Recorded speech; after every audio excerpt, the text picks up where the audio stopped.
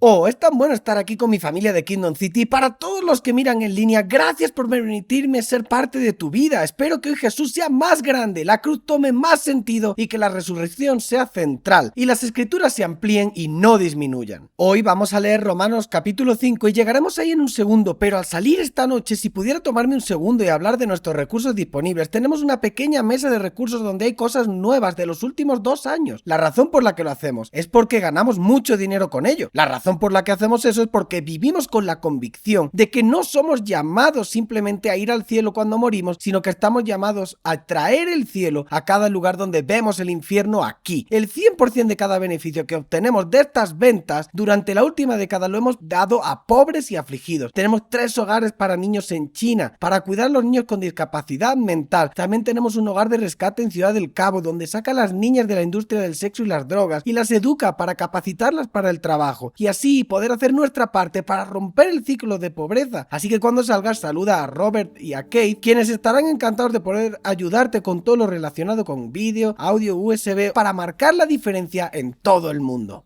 Ahora, creo que he mordido más de lo que podía masticar. Esta noche averiguaremos en 38 minutos, este es mi objetivo. Mi objetivo es que todos comprendan la Biblia completa en 38 minutos, en 5 palabras, así que vamos a entender la Biblia completa en 5 palabras en 38 minutos y también entenderán cuán revolucionaria es la idea de la cruz. ¿Por qué Jesús importa tanto en 38 minutos? Y voy a necesitar tu ayuda para hacerlo, porque los científicos sociales dicen que olvidarás el 99% de todo lo que diga para el miércoles, y eso es increíblemente deprimente, porque he trabajado duro en esto, pero si consigo que participes conmigo, recordarás muchísimo. Entonces mi objetivo es que todos, bajo el sonido de mi voz esta noche en 38 minutos, entenderán toda la Biblia a través de estas 5 palabras. Entenderán por qué la cruz fue tan revolucionaria y por qué Jesús importa tanto.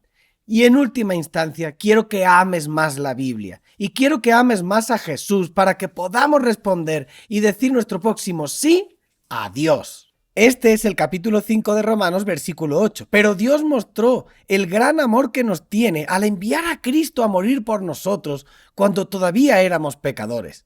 Sin duda, una declaración revolucionaria. Jesús no fue asesinado por un Dios enfadado para rescatar al mundo de un Dios enojado. Más bien, Dios estaba en Cristo mostrándole al mundo cuánto lo amaba. Una declaración revolucionaria. Lo que Pablo afirma es que Dios actuó primero. Esa fue una afirmación revolucionaria entre todas las religiones del mundo de ese momento y todas las demás religiones del mundo. En ellas, Dios actuaría si tú actúas primero. Primero al ir al templo de Dios, al lugar de Dios, hacer ese ritual de Dios, hacer la postura de ofrenda y luego tal vez Dios respondería a tu acción. Pero no el Dios revelado en Cristo. El Dios revelado en Cristo se mostró que nos amó tomando el riesgo y actuando primero. Dios se reveló en Cristo humildemente, consintió su amor por nosotros y luego espera humildemente nuestro consentimiento mutuo. Este fue un concepto revolucionario que tiene lugar en un momento increíble de la historia. Para entender cuán revolucionario es ese concepto, tenemos que entender todo el concepto histórico de la historia. Voy a decir algo ahora en una declaración que va a sonar muy académica, pero por favor no te asustes. Voy a reafirmarlo de manera muy simple y voy a repetirlo después de una forma mucho más simple. ¿Bien? ¿Están listos para la versión académica de la declaración? La Biblia no es un registro estático de Dios, la Biblia es una revelación divina y progresiva de Dios que conduce a la revelación final de Dios en Cristo resucitado. Aquí hay una manera simple de decir eso. Aunque Dios nunca cambió, la forma en que las personas se relacionaban con Dios, pensaban en Dios, representaban a Dios, había cambiado. Y lo que hace la Biblia es darnos una narrativa hermosa, dinámica y fluida por la cual, aunque Dios nunca cambió, la comprensión de la gente cambió dinámicamente. A veces en pequeños puntos, otras veces en saltos gigantes. Digamos, aún más simple, que aunque Dios nunca cambió, cuanto más la gente entendía acerca de Dios, más Él se acercaba. Y cuanto más la gente entendía acerca de Dios, más amable se volvía. Y eso es una buena noticia, porque si Dios se acercara, pero se volviera más mezquino, eso sería una mala noticia. Pero cuando más comprendas acerca de Dios, más se acerca y más amable se vuelve. Esa es la buena noticia. Ahora, ¿están listos para continuar? Para entender todo, tenemos que volver a Abraham. Y Abraham vivía en un lugar llamado Samaria. Era de la zona de Babilonia antigua. Ahora bien, en los días de Abraham, ¿dónde vivía Dios? No había templo, no había escrituras, no se sabía nada de Dios. Entonces, en los días de Abraham, si le preguntas a alguien, oye, ¿dónde vive Dios? La respuesta era arriba. ¿Está bien? Entonces, durante el resto del sermón, esto es lo que haremos. Cuando digan los días de Abraham, Dios vivió, todos vamos a levantar nuestro pulgar de esta manera y decir arriba. Muy bien, vamos a practicar entonces. ¿Están listos? Aquí vamos. En los días de Abraham, Dios vivía arriba. Está bien. Es casi perfecto, solo necesitas un 10% más de entusiasmo y un 10% más de fuerza. ¿Listos? ¡Vamos! En los días de Abraham, Dios vivía arriba. Exactamente así, exactamente. Ese es nuestro ritmo. Vamos a practicar otra vez más porque lo necesitaremos. Bueno, en los días de Abraham, Dios vivía arriba. Así es, vivía en el cielo. Ahora, sabemos por la Biblia que Abraham era un adorador del sol. ¿Era un hombre malo? No, piénsalo. Si tu concepto de Dios es que vive en el cielo y sales durante el día y miras al cielo, ¿qué es lo más poderoso que ves en el cielo? El sol. Entonces la lógica era, bueno, ese debe ser Dios. Obviamente, aquí está el problema, todos los días se pone el sol. Entonces, si durante la noche miras al cielo, ¿qué es lo más poderoso del cielo? La luna.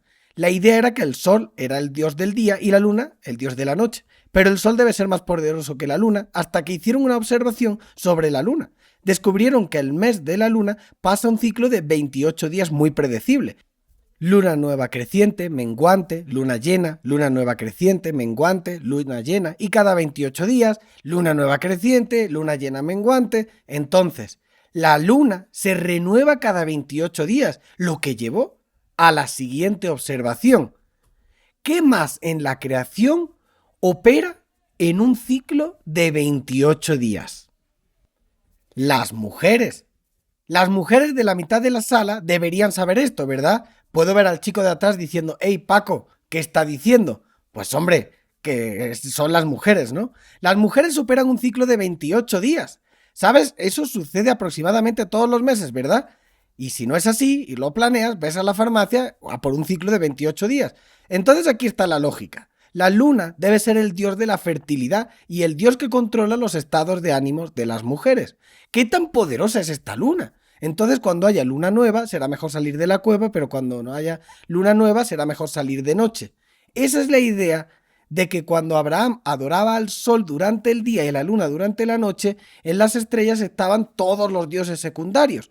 Pero por ahora, solo quiero que recuerdes que en los días de Abraham, Dios vivió arriba. Y si fueras un agricultor, ¿qué necesitas separadamente del cielo para vivir? La lluvia. La idea era que los dioses viven en el cielo, los dioses controlan la lluvia.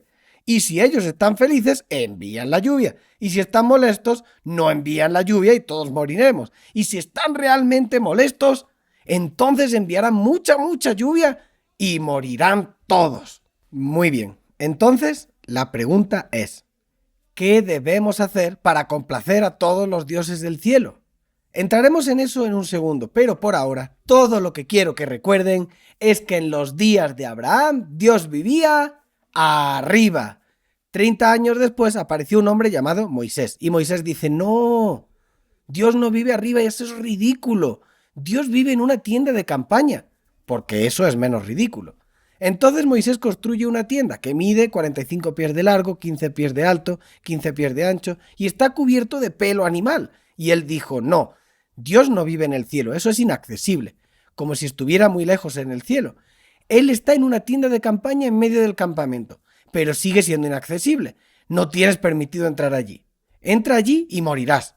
Por supuesto, no hay ningún registro de que eso haya sucedido. De hecho, era una carpa móvil, así que tenían que instalarla y desinstalarla todo el tiempo. Entonces, ¿qué pasaría si tuvieras que poner una hoguera en la última hoguera del lugar santísimo? ¿Qué pasaría? ¿Sonaría una alarma de incendio? ¿Cómo salir de ahí? No lo sé, pero sí sé que cuando mueves a Dios desde muy lejos en el cielo a una tienda en medio del campamento, eso es un buen movimiento porque Dios se está acercando. Así que durante el resto del sermón, cuando diga, los días de Moisés Dios vivía en una tienda, sí, vivía en una tienda, vamos a señalar así. Bien, intentémoslo de nuevo. En los días de Abraham, Dios vivía arriba y con Moisés en una tienda. Con Abraham arriba y con Moisés en una tienda. Luego, años más tarde, aparece David y dice, no, Dios no vive en una tienda de campaña, eso es ridículo, necesita su propio edificio, porque eso es menos ridículo. Entonces David tuvo un problema, era el jefe del estado, entonces cuando David visitaba otros países, visitó a otros reyes, los reyes le mostraban a David el templo de su Dios, y luego cuando ellos venían a Israel le decían ¿dónde está el templo de tu Dios? Y la respuesta de David era en una tienda de campaña allí. David dijo, eso es vergonzoso, si los paganos pueden construir sus templos de sus dioses en su honor, ¿qué pasa con nosotros? Y si esos tipos alguna vez piensan que sus dioses son más fuertes y nos atacan, ¡no! Debemos dar gloria a nuestro Dios construyendo un templo. Ahora entiendo que Salomón lo terminó, pero para esta noche vamos a decir que en los días de David Dios vivía en un templo. Practiquemos, con Abraham Dios vivía arriba, con Moisés vivía en una tienda y en los días de David vivía en el templo. Luego, años después, viene Jesús y empezaron a decir cosas sobre Jesús que eran francamente revolucionarias, como el Verbo se hizo carne y habitó entre nosotros.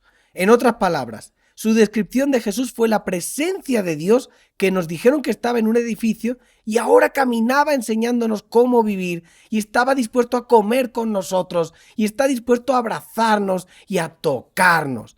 Y en los tiempos de Abraham no tenías ni idea dónde estaba Dios, estaba en el templo. Cuando Moisés en una tienda, pero inaccesible a ambos, y con Dios todavía inaccesible, pero en el templo. Ahora Dios está revelado en Cristo y se ha revestido de carne y sangre y está dispuesto a mudarse a nuestro vecindario y enseñarnos cómo vivir. Así que durante el resto del sermón, cuando digan los días de Jesús, Dios vivió en carne, muy bien, entonces vamos a tocar nuestras manos y decir carne. Muy bien, practiquemos. En los días de Abraham, Dios vivió arriba, con Moisés en una tienda. En los días de David, en el templo. Y cuando Jesús vive en la carne. Dios se está acercando. La Biblia no es un registro estático de Dios, la Biblia es una revelación dinámica y progresiva de Dios que conduce a la revelación final de Dios en Cristo resucitado. En otras palabras, en los mismos libros de la Biblia tienes esta hermosa e impresionante narrativa fluida de alguien que pensó que Dios vivía en el cielo, de repente alguien que pensó que estaba más cerca en una tienda de campaña, alguien que pensó que estaba más cerca que eso en el templo. Dios, revelado en Cristo, estaba dispuesto a estar entre nosotros, enseñarnos a vivir, así que Dios se está acercando. Pero el resto del Nuevo Testamento en realidad hace una afirmación aún más radical, dice cosas como esta: ¿no sabes que eres el templo de Dios viviente? En otras palabras, la misma presencia de Dios que fue relegada al lugar santísimo, ahora está entre nosotros. Así que durante el resto del sermón, cuando digo en los días de Pablo Dios vivió, vamos a hacer con nuestras manos así. Porque es muy importante que seamos conscientes de que no se trata solo de mí, se trata de nosotros. Entonces, en los días de Pablo, Dios vivía entre nosotros. Revisemos. En los días de Abraham, arriba, con Moisés en una tienda, con David en el templo, en los días de Jesús en la carne y desde Pablo, vive entre nosotros. Dios se está acercando cada vez más cerca y más cerca. Esta es toda la Biblia en 8 minutos.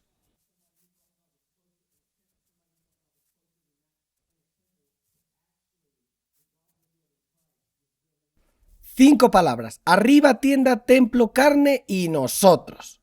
Eso es solo una parte de la historia. La otra parte de la historia es que cuanto más entendían acerca de Dios, más se acercaba. Y esta es la mejor noticia: más amable se pone. Así que volvamos a Abraham con todo el entusiasmo. Bien, todo el mundo listo. Dios vivió en los días de Abraham arriba. Y necesitamos lluvia. Y para que llueva tenemos que apaciguar a los dioses del cielo. Tenemos que hacer algo para que estén contentos con nosotros. Y luego enviarán lluvia. Aquí está el problema. No había escrituras, no había versículos, no había nada. Entonces, en los días de Abraham, ¿qué tenías que hacer para agradar a Dios? Entonces, si le preguntas a alguien de aquella época, oye, no ha llovido en un tiempo, Dios debe estar molesto, ¿qué debo hacer para agradar a Dios? La respuesta era, y te lo voy a mostrar, y lo haremos todos juntos, la respuesta era, no lo sé. Así que practiquemos eso. En los días de Abraham, ¿qué tienes que hacer para agradar a Dios? Díganlo. No lo sé. De acuerdo, venga, mucho más entusiasmo, vamos, inténtalo. En los días de Abraham, ¿qué tienes que hacer para agradar a Dios? No lo sé. ¿Y qué haces si no lo sabes? Te lo inventas. Y si lo logras con suficiente entusiasmo, consigues algo de tracción. Así que esto es lo que dijeron. Puedes agradar a Dios si te mutilas a ti mismo cortándote. Entonces, si no ha llovido por un tiempo, obviamente se ha enojado Dios. Y puedes arreglarlo con Dios cortándote. Y aquí está el problema, ¿verdad? El problema con eso es que si digo que todos podemos arreglarnos con Dios cortándonos, ¿Cuál es la pregunta? ¿Qué debo cortar? Y lo más importante, ¿cuánto debo cortar? Y la respuesta es, díganlo todos, ¡puf! No lo sé. Entonces, ¿qué pasaría si hicieras 10 cortes, pero el número mágico fuera 11? Entonces, en una secta de la antigua cultura sumeria dijeron, solo se corta hasta que llueva, ¿correcto? Así es. ¿Cómo sabes que has hecho lo suficiente? Pero la segunda cosa que dijeron es que podías hacer un sacrificio para agradar a Dios. Esto es un problema. Si digo, oye, ¿nos reconciliamos con Dios mediante un sacrificio? ¿Cuál es la pregunta? ¿Qué debo sacrificar? Y lo más importante, ¿cuánto debo sacrificar? Y la respuesta es, díganlo todos, no lo sé. Entonces, lo que hicieron fue comenzar a sacrificar más y más y más y más y más hasta que alguien se dio cuenta de esto y dijo, escuchen, los dioses del cielo no pueden rechazarnos si damos lo mejor de nosotros. Así que esto es lo que haremos. Todos vamos a ofrecer a nuestros primogénitos como sacrificio a los dioses del cielo, para asegurarnos de que estén contentos con nosotros y nos den lluvia. Entonces, en los días de Abraham, para agradar a Dios, no sabías cuánto cortar y no sabías cuánto sacrificar. Así que sacrificabas a tu propio hijo. Ahora, aquí es donde se pone buena la historia. En este contexto histórico, Dios encuentra a Abraham y le dice, hola Abraham, mi nombre es El Shaddai. Amo la gracia de Dios con Abraham. Se encuentra con Abraham exactamente donde Abraham cree que está en la historia. Y si no te escuchas nada más de lo que digo, escúchame decir esto. Dios siempre es lo suficientemente humilde para enfrentar la historia rota donde la historia rota cree que está. Y luego él la mueve hacia una narrativa mejor, ¿verdad? Él dice, hola Abraham, mi nombre es El Shaddai. Yo soy Dios Todopoderoso. El Shaddai simplemente significa Dios. En otras palabras, tienes un montón de dioses y te estarás preguntando quién está a cargo. Ese soy yo, ¿correcto? La respuesta de Abraham es simplemente genial. ¿Qué quieres de nosotros, El Shaddai? Y recuerden en ese día, ¿qué pensaron que Dios quería? La automutilación y el sacrificio. Entonces, El Shaddai le dice a Abraham, bueno, quiero que te automutiles. Si crees que necesitas automutilarte, te encontraré en esa historia exactamente donde crees que estoy. Quiero que te automutiles. Entonces El Shaddai dice, Abraham, quiero que te circuncides con una piedra, lo cual es un mandato extraño para un hombre de 90 años. Coge la piedra con fuerza, no falles, es una locura, ¿verdad? ¿Alguna vez has visto un hombre de 90 años y ver cómo le tiembla la mano? No es nada bueno, podría ir muy, muy mal. Mira, para nosotros escuchamos la palabra circuncisión y pensamos, ¿qué? ¡Ley, bárbaro, ridículo! ¿Verdad? ¡Es malo! Es decir, está fuera de nuestro contexto. Entonces, ¿cómo es que la circuncisión es la cosa más misericordiosa que se haya dicho hasta ese momento? Bueno, porque en los días de Abraham, ¿cuántos cortes te tenías que hacer? No lo sé. Entonces Dios dice, oye, si crees que necesitas cortar, bien, cortemos. Pero esto es lo que vamos a hacer. Vamos a circuncidar. ¿Y por qué es tan importante? ¿Y por qué es tan amable? Bueno, piénsalo. Esta es la clase de anatomía de 9º grado. ¿Cuántas veces puedes circuncidarte? La respuesta es 1. Como si pudieras circuncidarte 2 veces. Solo puedes hacerlo una vez.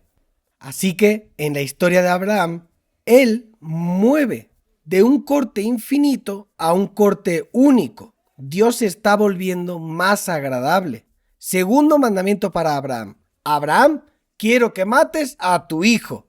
¡Qué raro es eso! Ese es un mandamiento extraño, ¿no? Honestamente, es decir, si yo dijera, mira, has ofendido a Dios y puedes hacerlo bien matando a tu hijo, estarías como, ¿qué? ¿Por qué? ¿Cómo que fumé? ¿Qué sucede? No.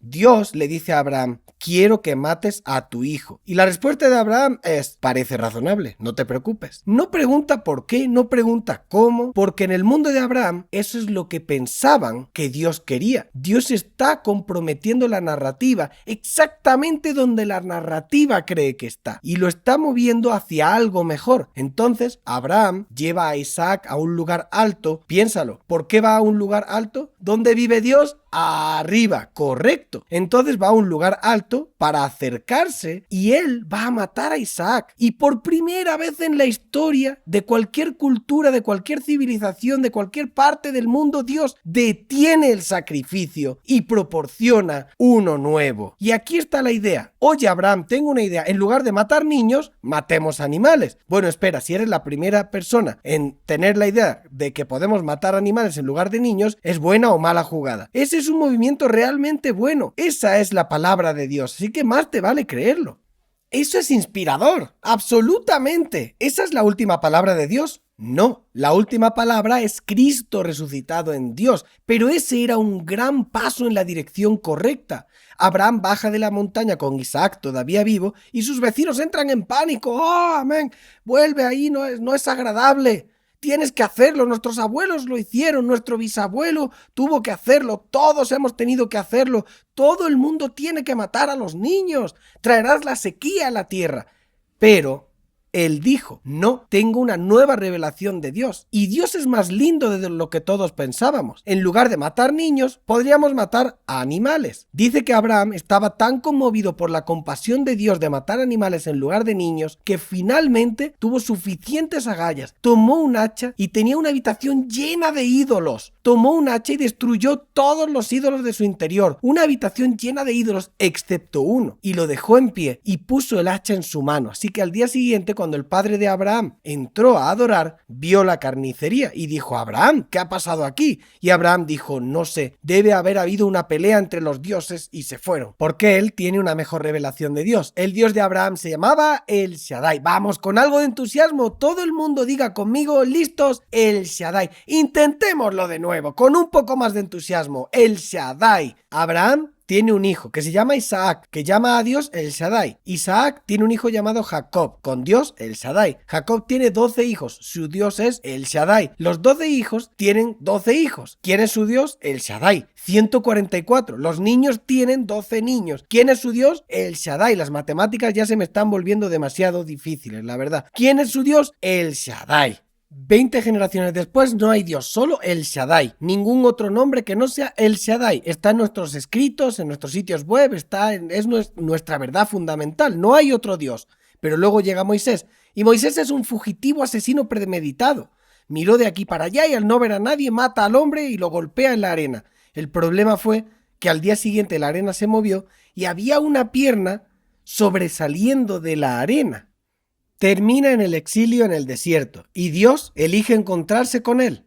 Moisés creció en un lugar llamado Casa del Faraón, y en la casa del Faraón el sol era un dios. No te estoy engañando. ¿De qué está hecho el sol? De fuego. Entonces Moisés piensa que Dios es un fuego que si no te lo quitas te consume. Entonces, ¿cómo se encuentra Dios con Moisés? Como un fuego. En otras palabras, si piensas que soy un fuego, te encontraré como fuego. Te encontraré exactamente donde la narración rota te dijo que estoy.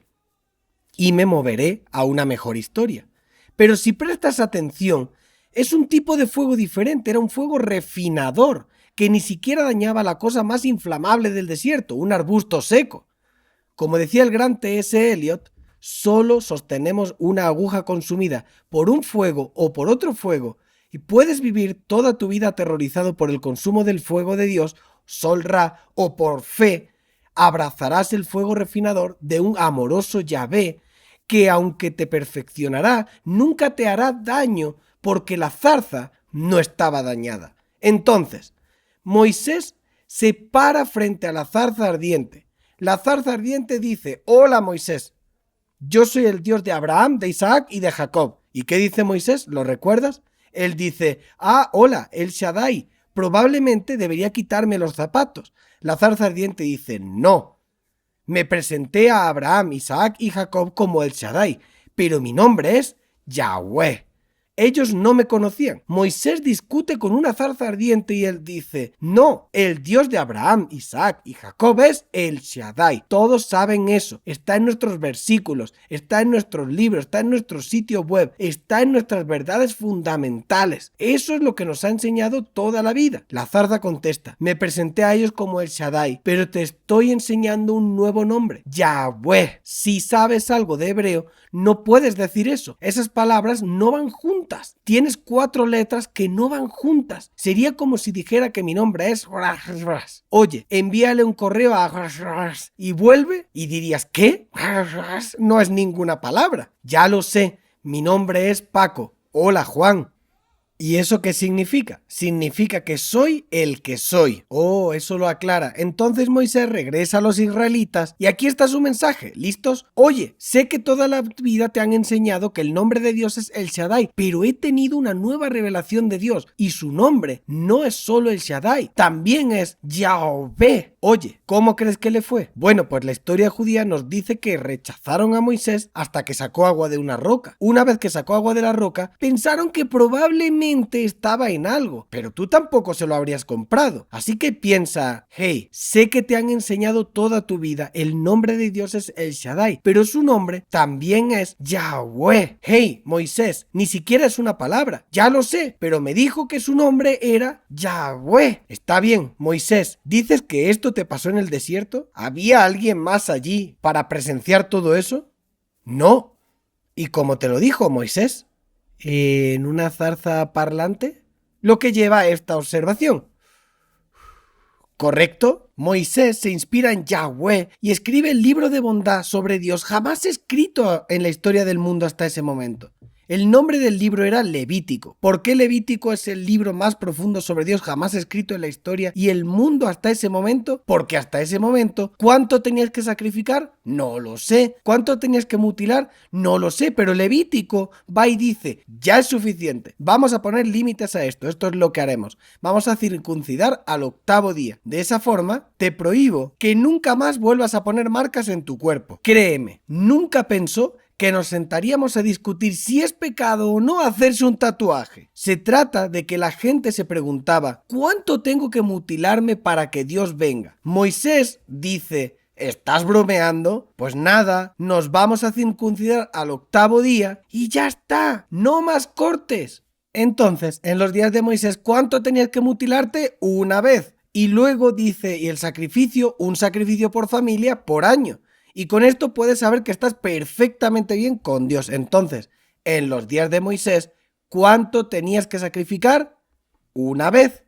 ¿Cuánto tenías que mutilarte? Una vez. Y Dios se vuelve más y más amable. Ahora, repasemos, todos con energías. ¿Todos listos? Aquí vamos. En los días de Abraham Dios vivía arriba. ¿Y cuánto tenías que sacrificar? No lo sé. ¿Y cuánto nos tenemos que mutilar?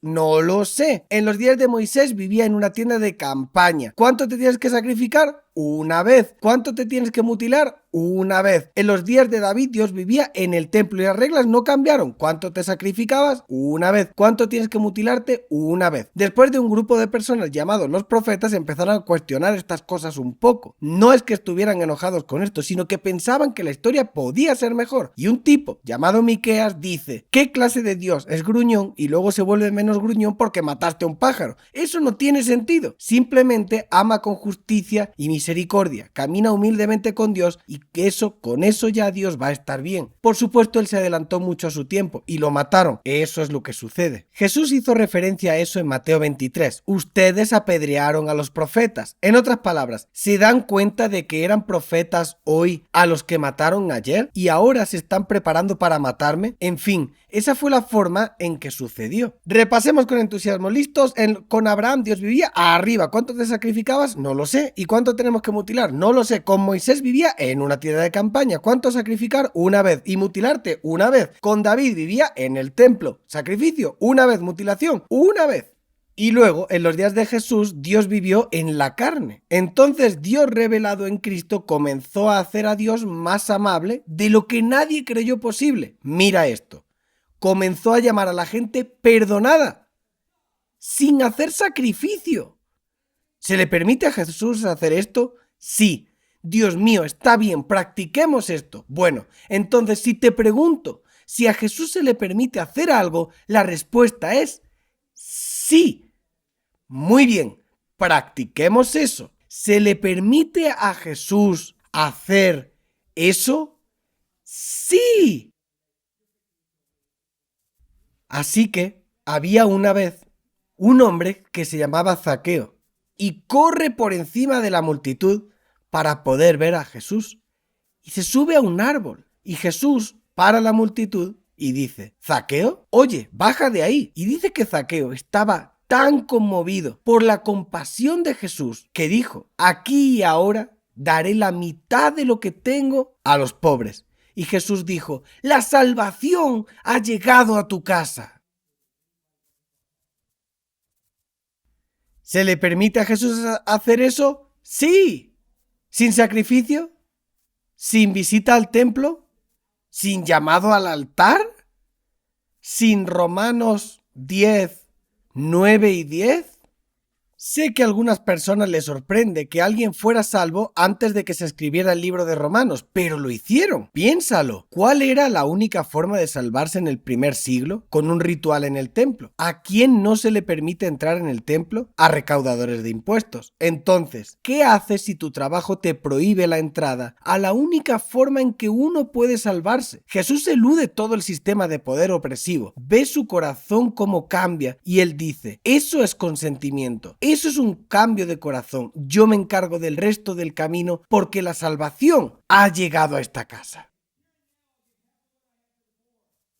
Hubo una vez que dice que Jesús pasó por una casa de prostitutas, lo que lleva a todo tipo de preguntas, como ¿se le permite a Jesús hacer eso? Sí. ¿Y qué estaba pasando en una casa de prostitutas en el primer siglo? ¿Negocios? Jesús entra entre los clientes, lo que lleva a la siguiente pregunta: ¿habría peor lugar para encontrarse con Jesús? Imagínate eso, como si Jesús estuviera entre los clientes y sale un tipo de la trastienda. Hombre, Jesús, ¿qué tal, colega? Solo estaba aquí para usar el baño. Y dice que la prostituta estaba tan conmovida por su compasión que se arrodilló y le secó los pies con el pelo. Y Jesús dice: eso es todo. Todos tus pecados ahora te son perdonados.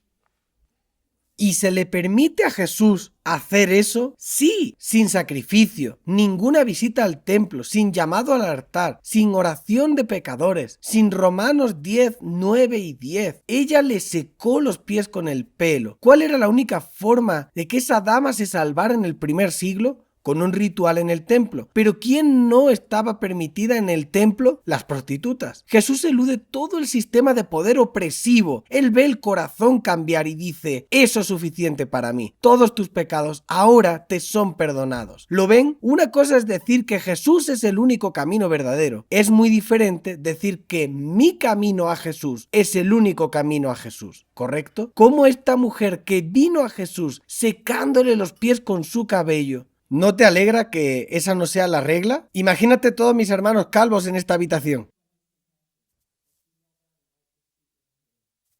Ya saben, con todo el respeto hacia ustedes, para que le limpien los pies con el pelo sería un trabajo de 3 hombres. Tendrían que ponerse patas arriba y usarlos como amortiguador. Lo que encuentras en el Dios revelado en Cristo es un Dios que está dispuesto a encontrarte en cada paso del camino, con consentimiento primero y humildemente está esperando el tuyo. Había una vez una escena caótica. Jesús está predicando en una casa llena y dice que un tipo paralítico no pudo entrar. Está demasiado lleno, entonces sus amigos lo llevaron al techo, le hicieron un agujero al techo y lo bajaron. Esto es caótico, no importa lo buen comunicador que puedes ser. Si alguien entra desde el techo, se acabó. Si un pájaro volara por aquí ahora mismo, no podría mantener el control de la habitación. Y este tipo se baja. Y luego Jesús dice algo radical. radical. Dice que Jesús vio la fe de sus amigos y proclamó que sus pecados habían sido perdonados. ¿Qué? ¿Se le permite a Jesús hacer eso? Sí. Y venga, hacedlo con más energía. ¿Se le permite a Jesús hacer eso? Sí. Entonces, ¿el Dios revelado en Cristo llama a las personas perdonadas solo porque alguien más cree en ellos? ¿Qué? ¿Qué dices, Shane? Dios mío. ¿Sabes? Pablo dijo más tarde, es la fe de una esposa salva la que puede salvar a su esposo incrédulo. ¿Se le permite a Pablo decir eso? Sí. Alguien me estaba escuchando decir esto una vez y me dijo, ¿qué estás diciendo, Shane? ¿Estás diciendo que vas al cielo casándote con la mujer adecuada? De acuerdo. En primer lugar, si esa es tu pregunta, no entendiste nada de mi punto por completo, ¿correcto? ¿Puedes ir al cielo casándote con la mujer adecuada? No tengo ni idea, pero sé que si te casas con la persona equivocada, vivirás en el infierno hoy, y eso es un hecho. Entonces, Shane, ¿a dónde vas con todo esto? No lo sé, de hecho no lo sé. Es fundamental que toda persona consienta y participe en el trabajo con Cristo resucitado en su vida. Sí, pero si eres mamá y estás creyendo por tus hijos incrédulos ahora mismo, sigue haciéndolo, porque de alguna manera Jesús ve esas cosas. Había una vez que Jesús estaba teniendo realmente un día malo y termina en la cruz. Ese es un mal día, y el chico que está a su lado está teniendo un día igualmente malo. Él también está en la cruz y ninguno de ellos puede respirar, todos sofocados. Así que el chico que está al lado de Jesús solo puede pronunciar 3 palabras y sus 3 palabras son, por favor, recuérdame. ¿Y qué dice Jesús?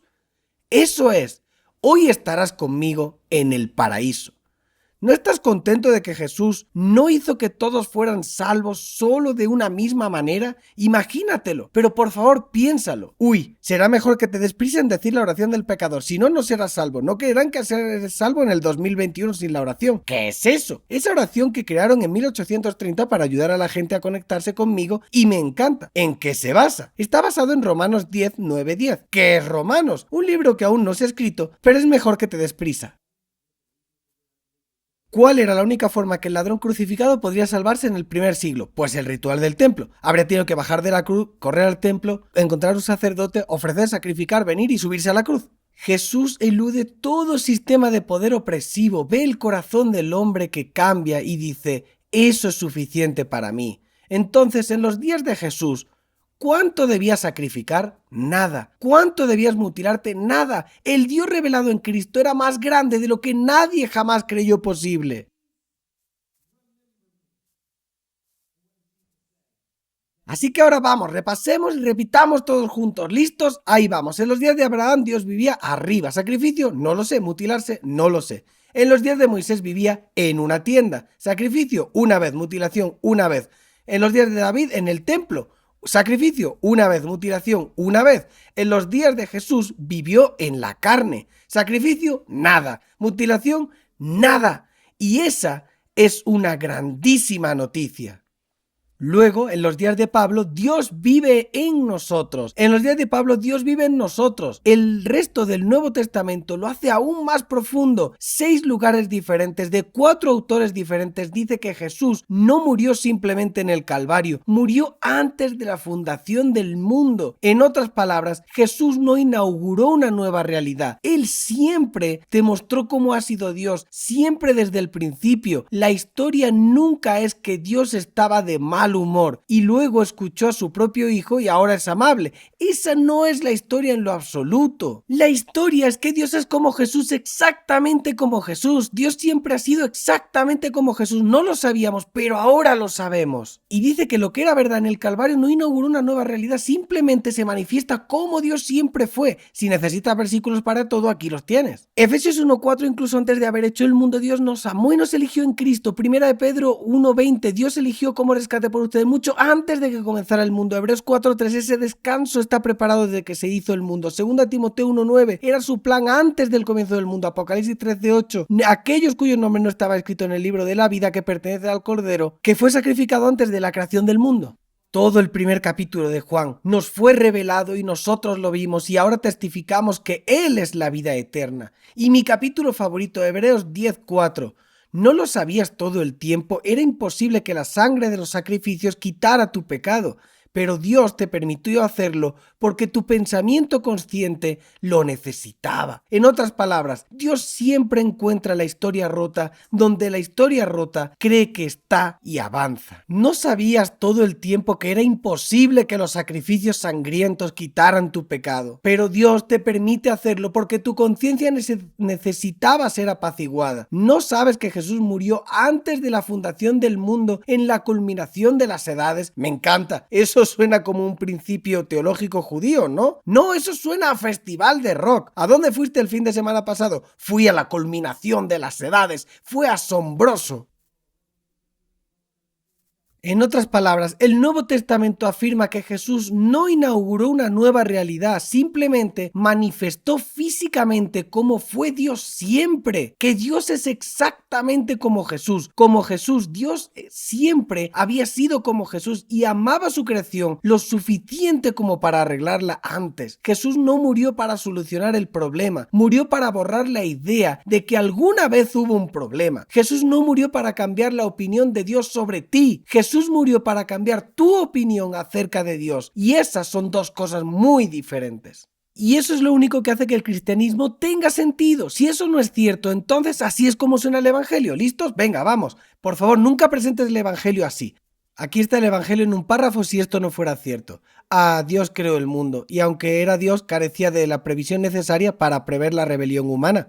Entonces, cuando los humanos se rebelaron, de alguna manera los sorprendió y Dios tuvo que quebrarse la cabeza para saber qué hacer. Y aunque era Dios, su mejor idea fue torturar y matar a su único hijo, enviado a la tierra en una misión suicida. Y a pesar de que el hijo obedeció la misión suicida, no tuvo éxito, porque miles de millones de personas todavía van a arder en el infierno para siempre, sin esperanza de salir nunca. Y Dios nunca obtiene lo que quiere de todos modos. Únete a nosotros. ¿Qué? No, las buenas noticias son mejores que eso. Aquí vamos. En el principio Dios creó el mundo por ser Dios y pudo forzar a la rebelión humana. Y en lugar de destruir la creación, amaba su creación lo suficientemente como para arreglar todo lo roto desde el principio. Pero su creación no lo creía sin verlo. Así que le mostró una y otra vez cuánto los amaba, y finalmente manifestándose en la muerte de Cristo resucitado, al entrar en la narrativa rota, permitiendo que la narrativa rota matara y mostrara la verdad. Eso es lo mucho que te amó. Así que, hermanos y hermanas, presentemos a un Cristo más como Dios y un evangelio más como Cristo. Repasemos una vez más con mucho entusiasmo. ¿Todos listos? En los días de Abraham, Dios vivía arriba. Sacrificio, no lo sé. Mutilarse, no lo sé. En los días de Moisés vivía en la tienda. Sacrificio, una vez. Mutilación, una vez. En los días de David vivía en el templo. Sacrificio, una vez. Mutilación, una vez. Y en los días de Jesús vivió en la carne. Sacrificio, nada. Mutilación, nada.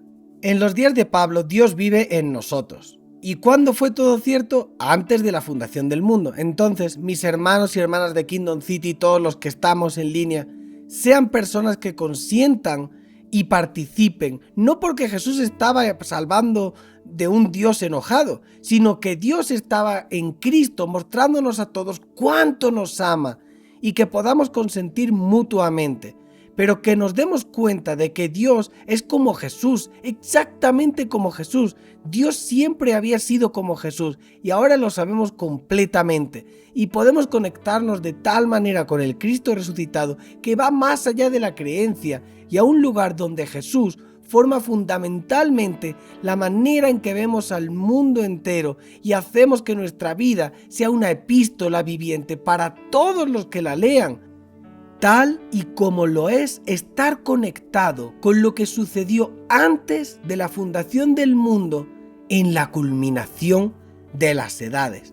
Y ahora, déjenme orar por todos nosotros. Señor, te amamos, te honramos, te proclamamos Rey y no hay nadie como tú cuando simplemente calmamos nuestro espíritu. Y si estás aquí esta noche y estás diciendo, hombre, puedo sentir a Dios moviéndose en mi corazón, quiero decir eso. Así que déjame definir qué es eso. Antes de la fundación del mundo, Dios estaba escribiendo tu historia y lo que has experimentado es una especie de contranarrativa, una historia que hemos escrito por nuestra cuenta y lo que llamamos salvación salvación es cuando tomamos en serio, cuando elegimos poner nuestra fe y nuestra confianza en la versión de Dios de la historia de nuestra vida, en lugar de la que hemos estado escribiendo por nuestra cuenta. Y no es que Jesús está salvándote de un Dios enojado, es Dios que está en Cristo llamándote a rendirte a esa historia. Y si ese eres tú esta noche, te gustaría decir que sí. Si estás mirando en línea, podrías simplemente poner la mano en tu corazón como un tipo de respuesta. Si estás aquí en el auditorio, pudieras levantar tu mano y decirme que estás respondiendo para que yo pueda orar.